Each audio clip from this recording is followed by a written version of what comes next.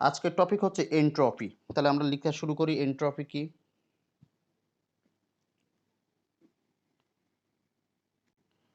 Entropy. এখন এনট্রপিটা কি? কোনো সিস্টেমের বিশৃঙ্খলা পরিমাপককে এনট্রপি বলে। তাহলে আমি সংজ্ঞাটা লিখলাম। কোনো সিস্টেমের কোনো সিস্টেমের বিশৃঙ্খলা পরিমাপককে বিশৃঙ্খলা মাপককে এনট্রপি বলে।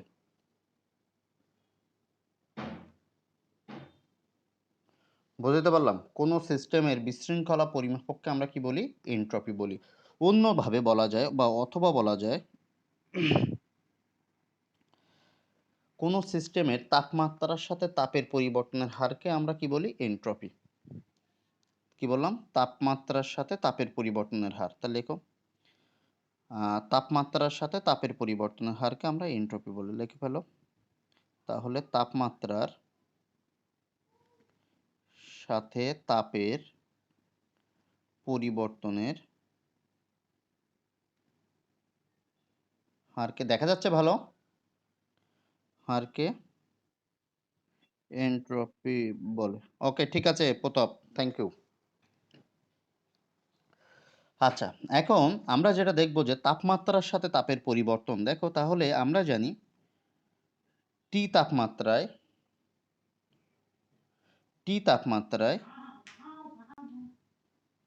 তাপের পরিবর্তন কিউ। তাহলে একক তাপমাত্রায় মানে কি? তাপমাত্রা পরিবর্তনের হার, তাপের পরিবর্তনকে আমরা কি বলি? Q by T. এটাকে আমরা কি বলবো? এস। ঠিক আছে? অতএব এস সমান সমান আমরা কি জানলাম? Q by T. বা অন্যভাবে বলা যায় বা ডিএস সমান সমান ডি কিউ বাই টি। এটাই কিন্তু তোমার সেই এনট্রপি। এস সমান সমান কিউ বাই টি বা ডিএস সমান সমান ডি কিউ বাই টি। এর এককটা কি দেখো আমরা? তাহলে এর একক, তাপের একক কি? জুল। তাপমাত্রার একক কি? কেলভিন। তাহলে কি দাঁড়ালো? Joule per kelvin. তাহলে এর এককটা আমরা বুঝে গেলাম। তাহলে যদি বলা যায় কোনো সিস্টেমের, এখন ভাবে সংজ্ঞায় আসলো যে কোনো সিস্টেমের এনট্রপি 10 জুল পার কেলভিন বলতে কি বুঝো? তাহলে আমরা সংজ্ঞাটা কি দেব? বুঝতে পারলে? কোন সিস্টেমের এনট্রপি 10 জুল পার কেলভিন বলতে কি বুঝো? তখন তুমি কি লিখবা? তখন তুমি লিখবা যে কোন, হ্যাঁ, এইভাবে বলতে হবে কোন সিস্টেমের, ঠিক আছে, প্রতি কেলভিন তাপমাত্রা বৃদ্ধিতে, হুম, তাপমাত্রা বৃদ্ধিতে তাপের পরিবর্তন হার হবে কতটুকু? 10 জুল। ঠিক আছে? তাহলে বলতে হবে কোন সিস্টেমের এনট্রপি এত বলতে বোঝায় যে যে প্রতি কেলভিন তাপমাত্রা পরিবর্তনে তাপের পরিবর্তন হবে কতটুকু? 10 জুল। ঠিক আছে? এটাই হলো তার এনট্রপি। এখন আমরা দেখব যে রুদ্ধতাপীয় প্রক্রিয়ায় এনট্রপি। কি বললাম বুঝতে পেরেছো? এখন আমরা দেখব যে রুদ্ধতাপীয় প্রক্রিয়ায় এনট্রপি। আমরা রুদ্ধতাপীয় প্রক্রিয়ার সংজ্ঞাটা এভাবে দিয়েছিলাম যে যে প্রক্রিয়ায় তাপের কোনো পরিবর্তন হয় না। কি বললাম? যে প্রক্রিয়ায় তাপের কোনো পরিবর্তন হয় না, অর্থাৎ তাপের পরিবর্তন না হলে কি হবে? ডিকিউ সমান সমান কি হবে? জিরো। তাহলে আমি আবারও বলতেছি, যে প্রক্রিয়ায় তাপের কোনো পরিবর্তন হয় না তাকে আমরা কি বলি? রুদ্ধতাপীয় প্রক্রিয়া। অর্থাৎ রুদ্ধতাপীয় প্রক্রিয়ার জন্য কি হবে? DQ equal to zero. অতএব এনট্রপি আমরা জানি এস সমান সমান ডিকিউ বাই টি লেখা যাবে? যাবে। তাহলে যেহেতু রুদ্ধতাপীয় প্রক্রিয়ার ক্ষেত্রে তাহলে সরি ডিএস সমান সমান, তাহলে রুদ্ধতাপীয় প্রক্রিয়ার জন্য ডিএস বাই টি বা ডিএস সমান সমান শূন্য। ঠিক আছে? এই ডিএস এর জায়গায় ডিকিউর জায়গায় শূন্য বসালাম, তাহলে কি শূন্য ভাগ টি সমান সমান শূন্য। এখন এটাকে যদি সমাকলন করি, সমাকলন করে পাই, তাহলে কি হবে? ডিএস সমান সমান জিরোকে সমাকলন করলে দাঁড়াবে এইভাবে, ডিএসকে করলে এস আর জিরোকে করলে দাঁড়াবে কি? ধ্রুবক। অর্থাৎ রুদ্ধতাপীয় প্রক্রিয়ায় এনট্রপির কোনো পরিবর্তন হয় না। তাহলে এটাকে আমরা লিখি, অতএব এভাবে লিখি আমরা, অতএব রুদ্ধতাপীয় প্রক্রিয়ায় প্রক্রিয়ায় এনট্রপির পরিবর্তন জিরো না, ধ্রুবক থাকে। এনট্রপির পরিবর্তন ধ্রুবক মানে কি? এনট্রপি ধ্রুবক থাকে। ধ্রুবক থাকলে মানে কি? কমেও না, বাড়েও না, সবসময় কি থাকে? একই থাকে। কি বললাম বুঝতে পারলে? সবসময় নির্দিষ্ট থাকে। তাহলে এটাই বলছি যে এনট্রপি প্রক্রিয়া মানে এস সমান সমান ধ্রুবক হওয়ার অর্থ কি? তার মানে কি জিরোকে সমাকলন করলে কি হয়? কনস্ট্যান্ট, ধ্রুবক হয়। রুদ্ধতাপীয় প্রক্রিয়া এনট্রপির পরিবর্তন ধ্রুবক। পরীক্ষায় খতে আসে মানে অনুধাবনে আসে যে রুদ্ধতাপীয় প্রক্রিয়ায় এনট্রপি ধ্রুবক কেন? ব্যাখ্যা করো। ঠিক আছে, তখন তুমি লিখবা যে আমরা জানি রুদ্ধতাপীয় প্রক্রিয়ায় ডিকিউ সমান সমান জিরো, অতএব এনট্রপি ডিএস সমান সমান ডিকিউ বাই টি, অতএব ডিএস সমান সমান জিরো ভাগ টি বা টিএস সমান সমান জিরো। সমাকলন করে এইভাবে দেখা যাবে যে রুদ্ধতাপীয় প্রক্রিয়া এনট্রপির পরিবর্তন ধ্রুব থাকে। ক্লিয়ার? এই পর্যন্ত বলো, বুঝতে কারো কোনো আপত্তি আছে কিনা? সুস্মিতা, তাসপিয়া, আজকের টপিকটা এনট্রপি থেকে শুরু হয়েছে। সুস্মিতা ফার্স্ট ক্লাস করতেছো তাই তো? মাথায় ঢুকছে না? আচ্ছা দেখো, এর এর ভিডিওগুলো সিরিয়ালি আমার ইয়াতে দেওয়া আছে, দেখো টপিক উল্লেখ করে করে দেওয়া আছে। তুমি প্রথম থেকে ওই টপিকগুলো দেখতে থাকবা, দেখবা যে মাথায় ঢুকে গেছে।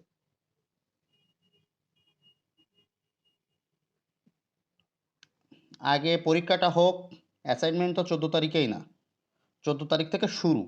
জমা দিবা, দেখছো কি লেখা? আমি আমি ফিজিক্স ক্লাস এই কদিন না, বিগত ক্লাসগুলো সব জুমই হচ্ছে, প্রায় মাসখানেক ধরে জুমেই নিচ্ছি আমি। একলা একলা ক্লাস, আর কেউ না থাকলে আমি রেকর্ডিং করেই তো তোমাদের দিয়ে দিই, দেখো না? ক্লাসগুলো তো তুমি রেকর্ডিংয়ে পাও। তাহলে এই টাইমে না, যদি সবাই এই টাইমে বেশি সুইটেবল মনে করে এই টাইমেই নিব। ঠিক আছে? এটা আচ্ছা ঠিক আছে, তাহলে এই টাইম দেবো, এই টাইমে আমি একটু ফ্রি থাকি।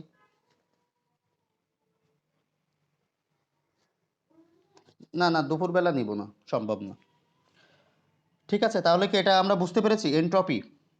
এখন দেখো এনট্রপি থেকে কি কি অঙ্ক পরীক্ষায় আসে সেটা আমাদের বুঝতে হবে। হ্যাঁ, এখানে এনট্রপি থেকে কি কি অঙ্ক আসে সেটা আমরা বুঝবো। ভালো করে দেখো, পরীক্ষায় আসলো যে -5 ডিগ্রি সেলসিয়াস তাপমাত্রা, এই অঙ্কটা খুবই ইম্পর্ট্যান্ট, পরীক্ষায় আসবে। -5 ডিগ্রি সেলসিয়াস তাপমাত্রায় 500 গ্রাম বরফকে বাষ্পে পরিণত করা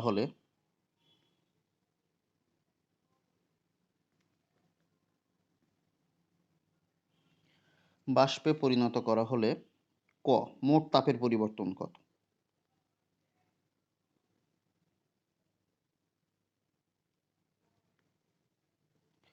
খ মোট এনট্রপির পরিবর্তন কত?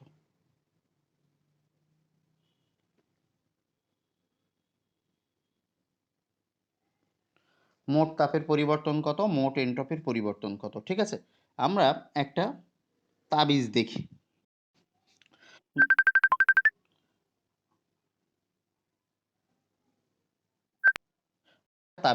তাবিজটা দেখো, তাবিজটা বোঝার চেষ্টা করো। তাবিজটা এখান থেকে শুরু, তার মানে এইটা হলো সেই -5 ডিগ্রি সেলসিয়াস। হ্যাঁ, তাহলে -5 ডিগ্রি থেকে আমি যখন বাষ্পে পরিণত করব, তাহলে কয়টা স্টেপ এই -5 ডিগ্রি সেলসিয়াস তাপমাত্রার বরফকে অতিক্রম করতে হবে? দেখো, প্রথম -5 থেকে কত আসতে হবে তোমার? 0 ডিগ্রি বরফকে। তারপর 0 ডিগ্রি থেকে 0 ডিগ্রি পানিতে আমি আসতেছি। আবার 0 থেকে 100 ডিগ্রি ফুটবে, আবার 100 থেকে 100 বাষ্পে উঠবে। তার মানে কয়টা স্টেপ বুঝতে পারলে? তার মানে কি, এইটা হলো কি 0 ডিগ্রি বরফ, এটা কি পানি, এটা কি ফুটন্ত পানি, আর এটা কি বাষ্প। তার মানে আমার কয়টা স্টেপ যাইতে হচ্ছে একটু ক্লিয়ার করে বোঝো তাহলে। তাহলে প্রথমে আমি কি বললাম, -5 ডিগ্রি থেকে আসলাম কোথায়? 0 ডিগ্রিতে, বরফ হলো। কারণ আমার উদ্দেশ্য কি, -5 ডিগ্রি সেন্টিগ্রেড তাপমাত্রা বরফকে বাষ্পে পরিণত করব। তাহলে -5 থেকে আমরা সাধারণত বরফকে তাপ দিয়ে বাষ্পে পরিণত করে ফেলি, কিন্তু বাস্তবে এইভাবে ঘটনাগুলো ঘটে। তাহলে প্রথম দেখো -5 থেকে কত হলো 0, 0 থেকে 0, 0 থেকে 100, কি বললাম বুঝছো? 0 থেকে 100, 100 থেকে 100, অর্থাৎ -5-এ বরফ ছিল, 0-তে আসলো, বরফ হলো, বরফ গলতে শুরু করলো। সম্পূর্ণ যখন বরফ গলে গেল তখনও তার তাপমাত্রা 0 কিছুক্ষণের জন্য। তারপর আস্তে আস্তে কক্ষ তাপমাত্রার সাথে পরিবেশের তাপমাত্রার সাথে বাড়তে বাড়তে যখন 100 হচ্ছে তখন সে ফুটছে, টকবক করে যখন পানি ফোটে, ফুটতে ফুটতে যখন হাঁড়িতে কোনো আর পানি নাই তখন তার তাপমাত্রা কত? 100, কারণ 100°C তাপমাত্রায় সে বাষ্পে পরিণত হয়েছে। তার মানে আমার কয়টা স্টেপ করতে হলো? 1টা, 2টা, 3টা, 4টা। তাহলে প্রথম স্টেপের জন্য আমার কি কি ঘটনা ঘটলো? প্রথম স্টেপের জন্য দেখো এখান থেকে যাত্রা শুরু হয়েছে, তাহলে এইটা হলো প্রথম। তাহলে প্রথমের জন্য T1 কত? -5°C, T2 কত? 0°C। দ্বিতীয় স্টেপের জন্য দেখো একটাই T, 0°। এটা কি? তৃতীয় স্টেপ। তৃতীয় স্টেপের জন্য এটা T1, এটা T2। T1 = 0°C, T2 = 100°C। চতুর্থ স্টেপে দেখো একটাই তাপমাত্রা, 100 to 100। তো আমরা ছোট ক্লাসে শিখেছিলাম তাপমাত্রার পরিবর্তন dq = ms del theta বা q = ms del theta, মনে আছে তোমাদের? q = ms del theta। তার মানে ভিন্ন তাপমাত্রার জন্য আমরা কি লিখতে পারি? q = ms del theta, মনে পড়ে? তাহলে এটাকে q1 লিখলাম। আর এটা কি একই তাপমাত্রা, তাহলে এর জন্য q2 = মনে আছে যে mLF। LF মানে কি? বরফ গলনের আপেক্ষিক সুপ্ত তাপ। এটা দেখো ভিন্ন তাপমাত্রা, এর জন্য q3 = আমি কি লিখতে পারি? ms del theta। এটা দেখো একই তাপমাত্রা, তাহলে এর জন্য কি থাকবে? q4 = mLV। বুঝতে পারতেছো তো? mLV। আচ্ছা, এইটা গেল তাপ। তাহলে যখন বলবে যে মোট তাপের পরিবর্তন কত, তাহলে কি করতে হবে? Q1, Q2, Q3, Q4 যোগ করতে হবে। বুঝছো? এখন আমরা করব আগে একটু তাবিজটা খাড়া করি। এখন দেখো তারপর যদি বলে মোট এনট্রপির পরিবর্তন, তাহলে এই প্রথম অংশের জন্য এনট্রপির পরিবর্তন কি হবে? S1 = ms ln T2 ভাগ T1। তাহলে T1 কোনটা? -5°কে কেলভিন করবা, 0°কে কেলভিন করবা। S মানে কি? এই অঞ্চলে যে বরফটা রয়েছে তার আপেক্ষিক তাপ 2100, আর m মানে কি? 500 গ্রামকে কেজি করবা।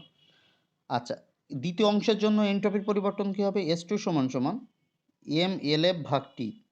এক্ষেত্রে টিটা কত? 0°C, মানে 273 কেলভিন। এবার এই অঞ্চলের জন্য S3 = আমি কি লিখব?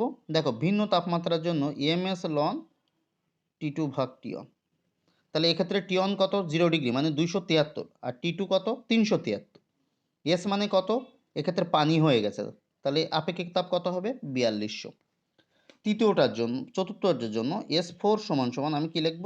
mLV ভাগ T। তোমরা কি বুঝতে পারলে? তাহলে মোট এনট্রপির পরিবর্তন যখন বলবে আমাকে যোগ করতে হবে S1, S2, S3, S4। Clear বিষয়টা? তাহলে আমরা এক এক করে কার্যক্রম শুরু করি। হুম হুম হুম হুম আবার একটু বলো। তাবিজ মানে জাস্ট একটা ফর্মুলা, বোঝো না এখনো?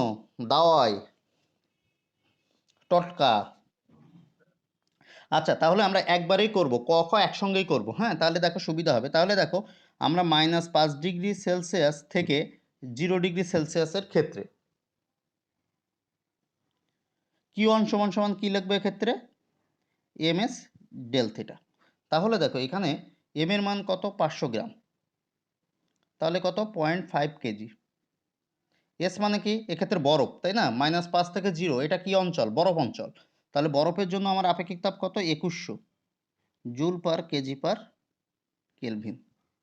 আর ডেল্টা থিটা মানে কি? ডেল্টা থিটা মানে T2 বিয়োগ T1। তাহলে T2-র মান কত? দেখো এখানে T2 লিখবো। T2 = 0°C।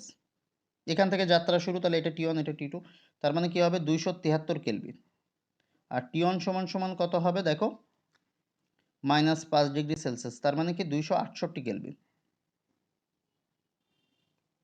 বুঝতে পারলাম? এখন এখানে মানটা বসবে আমাদের। m এর মান 0.5, s এর মান 2100, আর ডেল্টা থিটা মানে কি? T2 বিয়োগ T1। ডেল্টা থিটা মানে কি? T2 বিয়োগ T1। তার মানে কি? 273 বিয়োগ 268, 273 বিয়োগ 268, তার মানে ফলাফল যত হবে তত জুল। ক্লিয়ার? একটু করে কেউ জানাও আমাকে।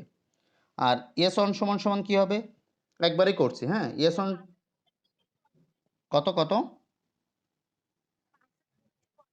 5250 জুল। আচ্ছা, এস অন সমান সমান কি হবে তাহলে আমাদের? এম এস লন টি টু ভাগ টি অন। তার মানে একবারেই করতেছি আমরা, পরে আলাদা করে ফেলবো। তাহলে এম এর মান কত? 0.5। এস এর মান কত? 2100। লন টি টুর মান কত? টি টুর মান হচ্ছে 273। টি অন এর মান কত? 268। তার মানে এখানে কত আসবে? এত জুল পার কেলভিন। এর একক কিন্তু joule per kelvin.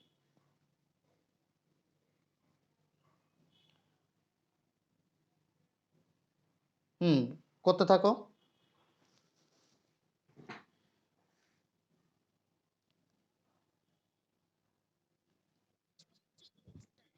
19.40 joule per kelvin. এবার আসো জিরো থেকে জিরোর জন্য। এবার আমার স্টেপ কোনটা? দ্বিতীয় স্টেপ, জিরো থেকে জিরো। তাহলে লিখে ফেলো 0 ডিগ্রি থেকে 0 ডিগ্রি সেলসিয়াসের ক্ষেত্রে। তাহলে তাপ কিউ টু সমান সমান কি জানি আমি? M L F. তাহলে এম এর মান কত? 0.5। এল এফ এর মান তোমার দেওয়া থাকবে বা মুখস্থ রাখবা 336 3টা শূন্য। তার মানে যত হবে তত জুল। আর এস টু সমান সমান কী ছিল আমাদের? এম এল এফ ভাগ টি। তাহলে এক্ষেত্রে টি মানে কত? হুম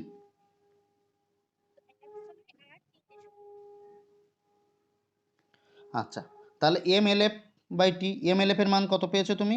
168 3টা শূন্য। আর টি সমান সমান কত? দ্বিতীয় স্টেপের টি দেখছো কত? 0 ডিগ্রি। তাহলে 0 ডিগ্রি মানে কত? 273। তার মানে যত হবে তত জুল পার কেলভিন। বোঝা যাচ্ছে? সবাই কি বুঝতে পারতেছ? হ্যাঁ, কত কত কত? 615। ওকে, ঠিক আছে। এখন আমরা দেখব যে তৃতীয় স্টেপে কি আছে একটু লক্ষ্য করি। 0 থেকে 100। তার মানে কিন্তু এখন আমরা ফুটন্ত অবস্থায় চলে গেছি। 0 থেকে 100। তাহলে 0 থেকে 100-র জন্য কি হবে? তাহলে 0 থেকে 100 ডিগ্রি সেলসিয়াসের ক্ষেত্রে। তাহলে এখানে আমার কি হবে দেখো, Q3 সমান সমান কি হবে? M S del theta. তাহলে এক্ষেত্রে এম এর মান কত হবে? 0.5। এস এর মান কত হবে? 4200। কেন 4200 হবে বলো তো? কারণ এখানে পানি আছে, পানির আপেক্ষিক তাপ নিতে হবে। আর ডেল থিটা মানে কি? টি টু বিয়োগ টি অন। তাহলে এক্ষেত্রে টি টু কোনটা? 100 ডিগ্রি সেলসিয়াস। 100 ডিগ্রি সেলসিয়াস মানে কিন্তু 373। আর 0 ডিগ্রি মানে 273। তার মানে আমি বিয়োগ দেবো কি? 373 বিয়োগ 273। তার মানে কত আসবে একটু হিসাব করে বলো। এত জুল। 21-এর পর 1 2 3 4টা শূন্য। এখন আমি S3 বের করব এখান থেকে। ঠিক আছে? তাহলে দেখো S3 সমান সমান কি হয়? S3 সমান সমান এম এস লন টি টু ভাগ টি ওয়ান। তাহলে এক্ষেত্রে এম এর মান 0.5, এস এর মান 4200 লন টি টুর মান কত? 373। আর টি ওয়ানের মান কত? 273। তাহলে কত আসবে? কত জুল পার কেলভিন?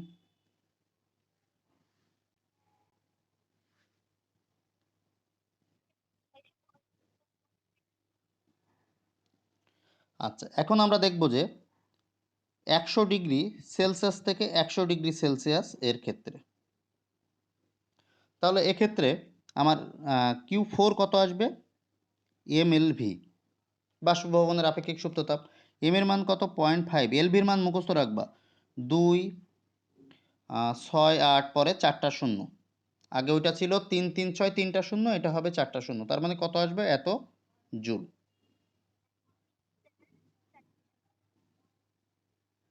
আচ্ছা, তাহলে এখানে S4 সমান সমান কত আসবে একটু লক্ষ্য রাখো। S4 সমান সমান আসবে আমাদের M L V by T. তাহলে এম এল ভির মান কত? 1 3 4 1 2 3 4টা। আর টি মানে কত? 100 ডিগ্রি সেলসিয়াস। তার মানে কত? 373। এখানে সেলসিয়াসকে অবশ্যই কেলভিনে নিতে হবে। তাহলে কত আসবে? কত জুল পার কেলভিন?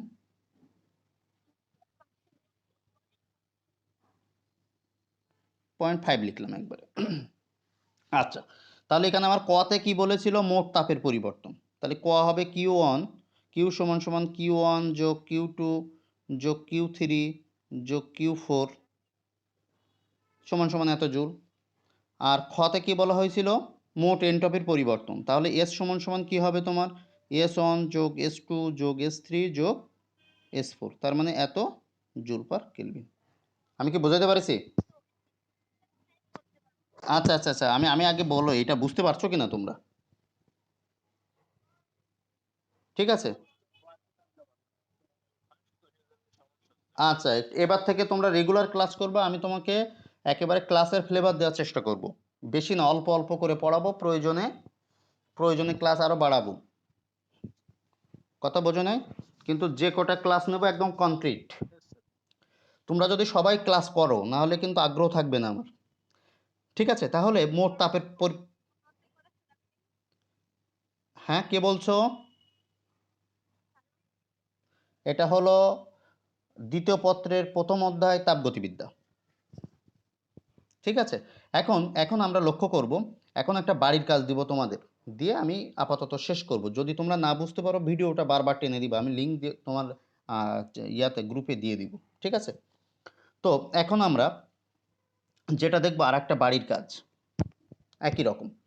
দেখো বাড়ির কাজ হলো 40 গ্রাম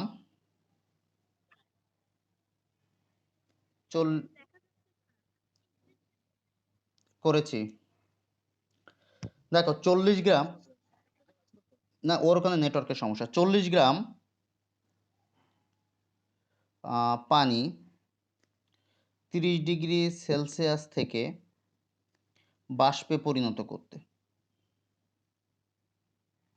বাষ্পে পরিণত করতে